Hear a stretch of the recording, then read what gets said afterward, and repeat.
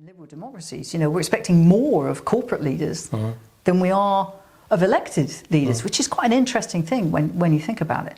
But I think that convene and catalyse mentality, that listening rather than beating everybody into submission. This is not something that we're being taught. In business schools, it's not something that you've been trained to do if you've been in business for 20 or 30 years. I think it's a real culture shock.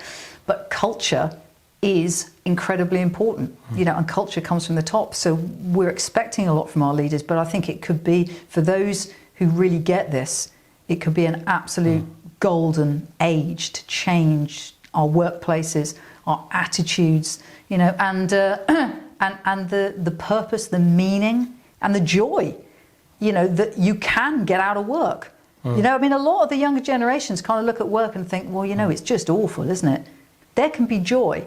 We were talking the other day, Patrick, about opportunities that we've both seen in our professional lives, where getting people a job in one country has allowed them to move or get visas or have opportunities, and that is a wonderful thing that globalized business has done. That professionalism, that network. I have made massive numbers of friends all over the world through my professional work, and it's wonderful. Now the fact that we're sitting here today came through a professional association. So I think we need to not only as businesses own up to the fact that maybe we've been damaging in some ways, but we need to also really focus on the fact that business can be a wonderful thing. It can be uplifting, it can be joyous, and if you can couple that with purpose and meaning, then it could be an absolute golden age for business going forward, even though right now it feels really, really dark. But that's not going to happen on its own. It's going to take committed people to actually make it happen. But that's why technology won't determine the future, people will. And I talk about this invent horizon, right?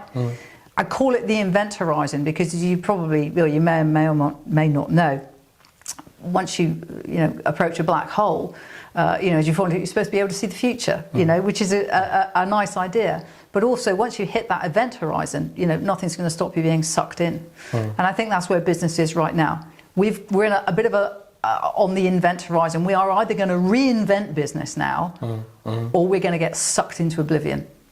And that's the choice that we're going to make. And it may sound very grandiose and dramatic, but honestly, when you look at the seismic shifts in expectations and in the way the world is changing, I don't think it's overstating it. And that's why we are sitting on the edge of that invent horizon, and it's going to be a fascinating 10 or 20 years.